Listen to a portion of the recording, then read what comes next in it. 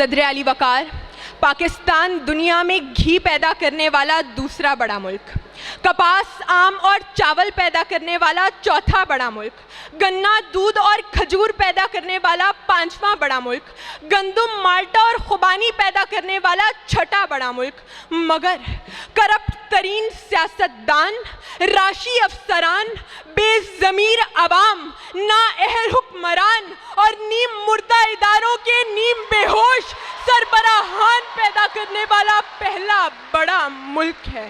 اس کے باوجود علی وقار زندہ ہیں اب تک، ڈھیٹ جو ہیں۔ اے میرے دیس کے لوگوں، شکایت کیوں نہیں کرتے؟ تم اتنے ظلم سہ کر بھی بغاوت کیوں نہیں کرتے؟ یہ جاگیروں کے مالک اور لٹیرے کیوں چنے تم نے؟ تمہارے اوپر تم جیسے ہی حکومت کیوں نہیں کرتے؟ یہ بھوک، افلاس، تنگ دستی تمہارا ہی مقدر کیوں؟ مقدر کو بدلنے کی جسارت کیوں نہیں کرتے؟ کیونکہ صدر علی وقار زندہ ہیں اب تک، ڈھیٹ جو ہیں۔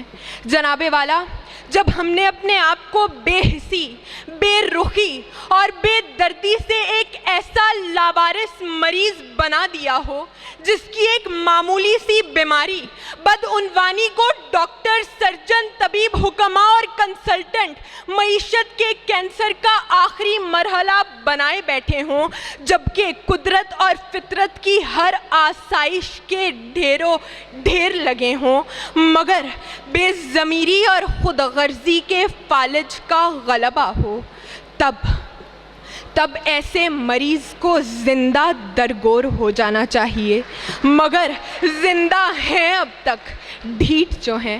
صدر علی وقار، آج میرے ملک کے حکمران ساری دنیا میں ہاتھوں میں کشکول اٹھائے یہ ثابت کرنے پر تلے ہیں کہ سیلاب آیا اور یہ ایک آفت ہے، لہٰذا ہمیں آفت زدہ قرار دے کر امداد دی جائے۔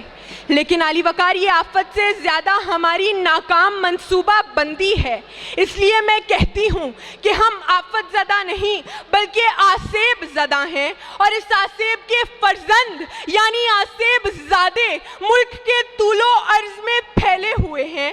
کوئی آسیب زادہ ڈاکٹر کے روپ میں مسیحائی کے عوض ہمیں نگلتا ہے تو کوئی آسیب زادہ تعلیم کے نام پر جعلی ڈگریاں بیچتا ہے، کوئی آسیب زادہ ہر کھانے کی شے میں ملاوٹ کرتا ہے تو کوئی ہم کو ہی کھاتا ہے، کوئی آسیب زادہ سیاست کی کرسی پر برا جمان ہے تو کوئی قانون اور انصاف کی دھجیاں بکھیرتا ہے، مگر ہم چپ ہیں، خاموش ہیں، تعلیم یافتہ ہو کر بھی گونگے اور بہرے ہیں، کیونکہ ہر لے کر دسترس پا کر چھلکتے لفظ آنکھوں سے نہ پڑھ پاؤ تو جاہل ہو۔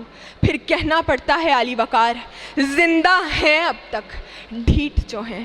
صدر علی وقار، مجھے سمجھ نہیں آتا کہ آج سے 75 سال پہلے ایسا کیا جادو کیا گیا تھا کہ لوگ اپنے گھر بار چھوڑ کر، اپنے کاروبار چھوڑ کر، یہاں تک کہ اپنی ماؤں، بہنوں اور بیٹیوں کو عصمت دری کے خوف سے خود ملک الموت کے حوالے کر کے اپنے آپ کو، اپنے پیاروں کو، اپنے راج دلاروں کو خون میں نہلا کر یہاں لینے کیا آئے تھے؟ لا قانونیت، بے انصافی، ملاوٹ، اخلاقی گراوٹ، شرانگیزی، دہشت گردی یا جمہوریت؟ علی وقار، ان مرنے والوں کی اولاد کو کیا ہوا؟ وہ شہداء جو منو مٹی تلے دفن ہوئے، ان کے جذبات کے لیے احساسات کو کیا ہوا؟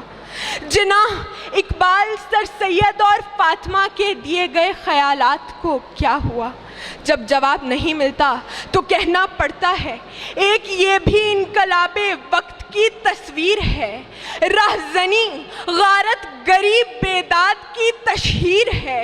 ایک شب اجڑا کسی بابا کی بیٹی کا سہاگ، اڑ گئی پھولوں کی خوشبو، ڈس گئے کلیوں کو ناگ، آدمیت ان دنوں ایک لاشائے تقدیر ہے، آج بے نام و نشاں اسلاف کی توقیر ہے۔